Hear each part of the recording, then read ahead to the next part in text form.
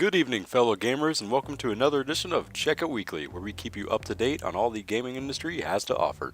Today we'll be discussing EVE Online, Assassin's Creed 3's Bundle Collector's Editions, Max Payne 3, Warhammer 40k Dark Millennium, and Planetside 2.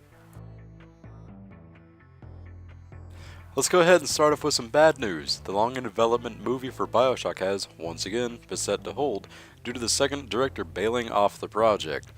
Looks like they're knee-deep in a crappy situation so far. Let's hope it'll pick up and, again, eventually make it to the theaters. EVE Online's expansion Inferno is looking pretty sweet so far. The first-person shooter aspect of the expansion will tie in together with the current form of EVE Online, allowing seamless interaction between the players on the ground and the players in space. An example would be a soldier calling in an orbital strike, and a player in orbit lays waste to the location. I'm looking forward to it, as well as the ability to buy Nvidia 560 video cards with in-game currency. That sounds like a pretty sweet deal. And on a non-gaming related note, Angry Birds Space is over 10 million downloads total in less than 3 days.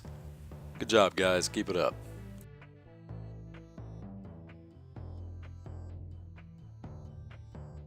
Assassin's Creed 3 has been announced to come in 3 separate packages for collectors: the Special Edition, Join or Die Edition, and the Freedom Edition.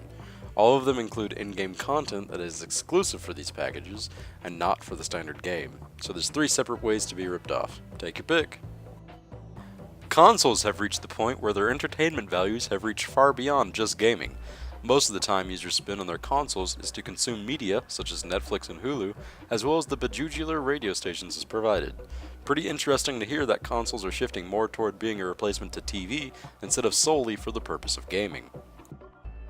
Release date for the South Park Xbox Live arcade game has been announced. It'll be coming to an Xbox near you on March 30th, so at the time of this recording it should already be out. Hope you've enjoyed it if you tried it. The next simulator game, SimCity, will be released on Origin, thus requiring an always-on internet connection. I'm not a big fan of EA's move to developing Origin in general, and how bad of a program it is, so I think I'll have to be missing out on SimCity entirely, despite how great it may or may not be. Max Payne 3 has a new video released, showcasing the multiplayer and all of its goodies. Max Payne has been an interesting game, but never really caught my attention. This video entices me pretty well, showing off the slow motion used in multiplayer, as well as the abundance of guns. The more guns the better, I always say. Transformers Fall of Cybertron gets a cinematic trailer release, as well as a release date. The first Transformers game was pretty sweet, but never caught the attention to truly be successful. This addition to the game series may be a breath of fresh air. We'll see come August 28th when the game is scheduled for release.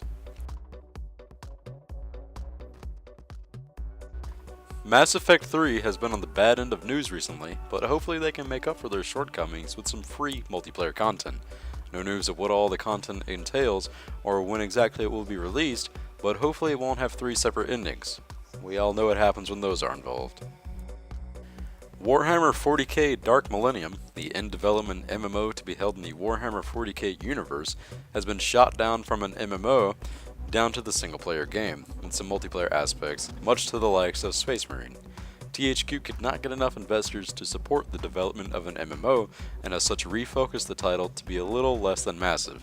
In turn of the refocusing, THQ has laid off 118 employees, most of which were quality assurance employees. Fez, the side-scrolling indie game, has finally had a release date. The game was showcased in the film Indie and was doomed to never see the light of day. It's now been confirmed to have a release date of April 13th at a price of around $10. Insomniac's super realistic pinball game, 1080 Pinball, had turned up on Facebook just to be stated that it had been cancelled. The game supposedly ran at a smooth 60 frames per second, took into consideration the texture of the pinball table's surface, gravity, and even the weight of the ball. The game is said to offer a Gran Turismo level of progression. Well, the big question is pinball even relevant anymore? Last week, disgruntled fans banded together enough money to send over 400 cupcakes to BioWare over the fact that Mass Effect 3 didn't quite live up to expectations. This week, BioWare will be sending all the cupcakes over to charity. That's a smooth move, BioWare. Hopefully they don't end up sucking. Planetside 2, the first-person shooter MMO, is now in alpha testing. Planetside 2 is a sequel to the first game, obviously entitled Planetside, but will boast a better engine, allowing a much nicer looking environment, tons of vehicles, and a buttload of guns. Can't wait for its release. This leads me to the question of the week. Are you guys looking forward to another shooter or another MMO, or do you think the market is too crowded? What about a combination of the two? Let me know in the comments below. Thank you all for watching. Please remember to rate, comment, and subscribe, and make sure you check it out next Sunday, where we keep you up to date with all the gaming industry has to offer. Good night, everybody.